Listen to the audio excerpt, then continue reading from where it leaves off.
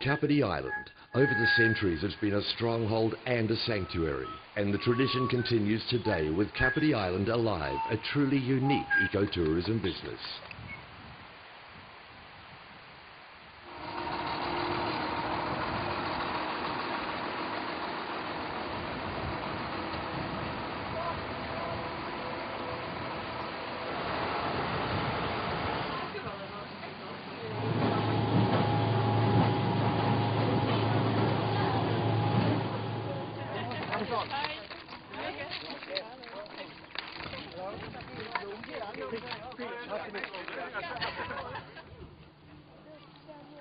Yeah, it's somewhere about there.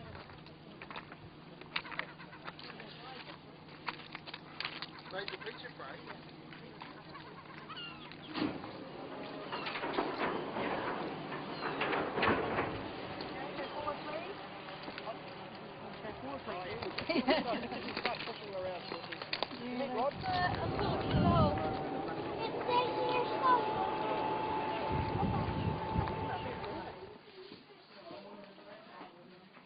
Nee, gewoon je zal het weten, je doet je hand erin, als het iets wrijft, dan weet je het.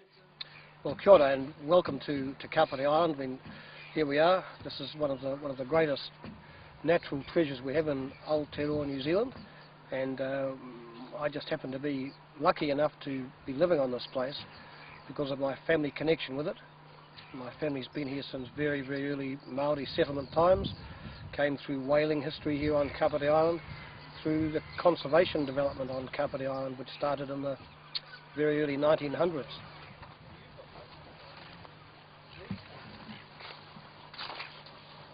The early days of conservation started in the very late 1890s. The eradication programs started at that time. The government became interested in 1897, and since that time, goats, pigs, deer, possums and rats have all been eradicated. The last eradication program took place in 1996, and that was the eradication of all rats from Kapiti Island.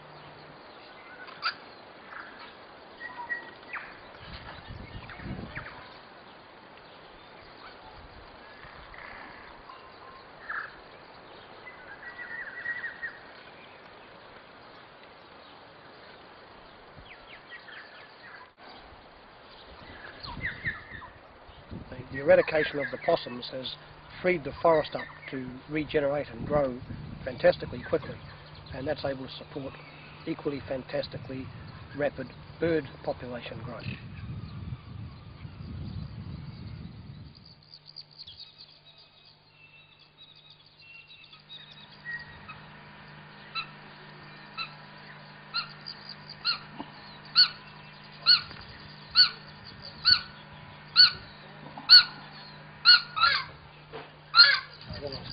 Down there.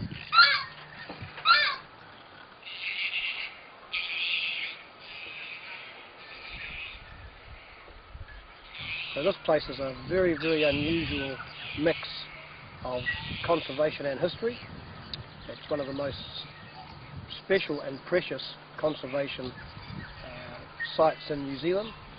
We have a very, very wide range of highly endangered and special wildlife, bird life on Kapiti Island, and this is the easiest and most convenient and simplest place in the country, in the world, to see kiwis.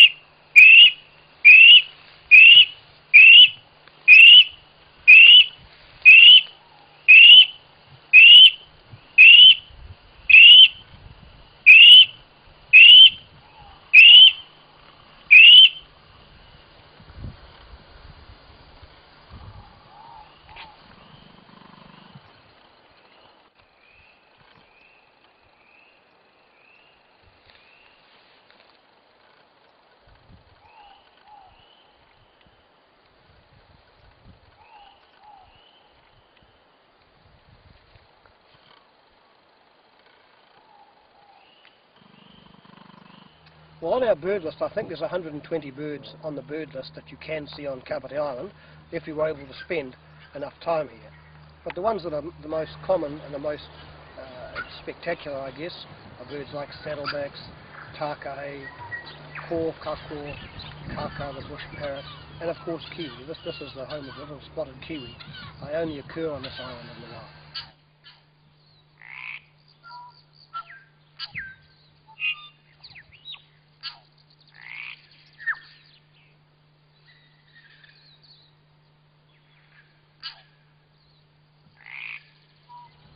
This really is an unusual place because the island does have the highest conservation classification that you can have, but it also has a small area of privately owned land which belongs to our family.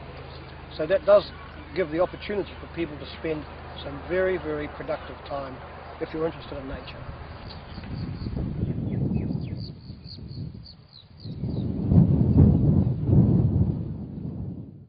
As well as having the birds and the forest around us, we also have a marine reserve out here. You can't disturb any of the marine life. If you put on a snorkel and a mask and get into the marine reserve, there's just marine life everywhere. Seahorses, rays, fish, shellfish, it's tremendous.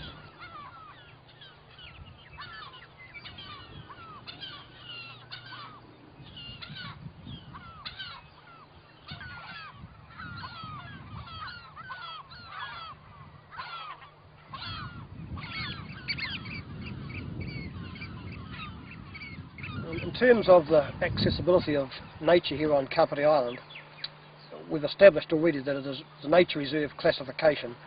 Generally speaking in New Zealand means that you cannot stay overnight on a nature reserve. Here on Kapiti Island it's different.